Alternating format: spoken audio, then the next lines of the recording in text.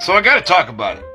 Life coaching has come up in my life yet again. It's a pattern I see in the red pill movement and the alt-right heavily. Story time. About 13 years ago, I met a young man named Dark Guardian. He's a real-life superhero out of New York. He was big into martial arts too. He's been in a movie, on the news a few times, bunch of news articles. Back then I had none of that. Google Citizen Tiger for context. Yeah, he was the bee's knees. Everybody looked up to him. I focused on my area, getting some work done, helping some folks, making a difference where I could. That's why I always say, do the best you can with what you got.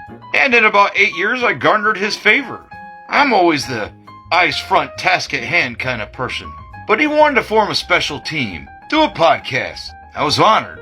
But then I started getting to know the real Dark Guardian. Had a bit of a falling out. I wouldn't compromise my ideals. I'm a nurturer. Him not so much. It was a really hard decision to make because I was a little starstruck. But in hindsight, it's one of the best decisions I ever made. I watched him backslide and compromise his ideals during the pandemic. Then he got his life coach thing. I didn't even know he was on this app till I caught him fat shaming a bunch of people. There's a video around here about that somewhere. Anyway, it's rough to watch a friend fall. I always hoped he'd do better. Don't we all? Then he got pulled into the alt-right pipeline, the red pill movement. And in my research over the last 2 years into that movement, and its many variations, you will find a ton of life coaches. You'll often find them getting dragged for their rage farming. Sometimes they go by dating coaches and they give the worst advice. Some real Jordan Peterson nonsense.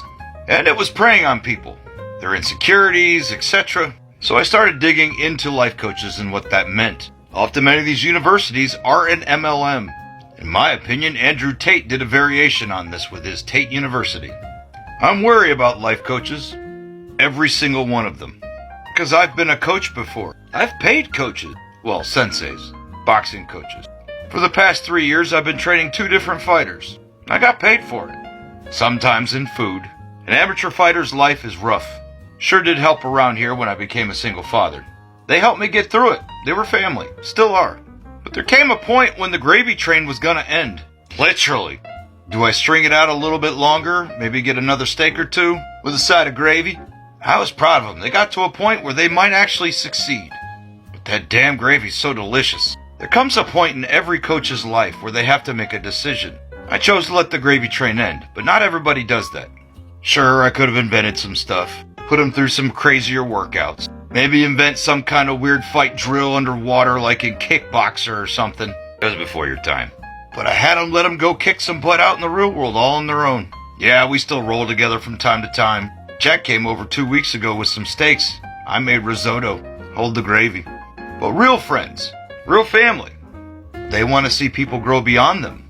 Do their best. Friends and family are a never-ending gravy boat at Sizzler. And to be honest, the honor in it is far more rewarding.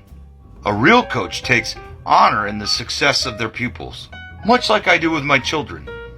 You might be popular or really good at what you do, but eventually it has to come to an end, at least on a transactional level. The point of a pupil is to meet the curriculum or even exceed their teacher's talents.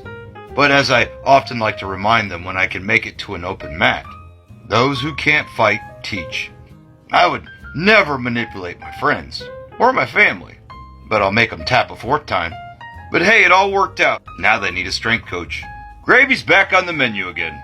I mean, I gotta eat too.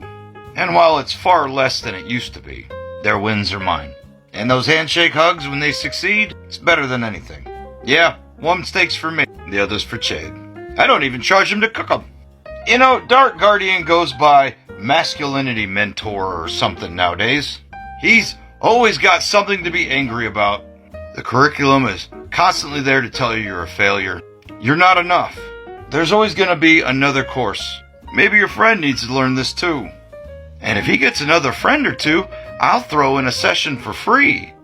People gotta eat, yes. But there's a point where it's control. And I understand people get financially upside down in these things. You saw it with Tate University. You know, when I was doing a podcast with Dark Guardian, I had to convince him heartily that we needed to do a Black History Month one. We needed more representation in the real-life superhero movement.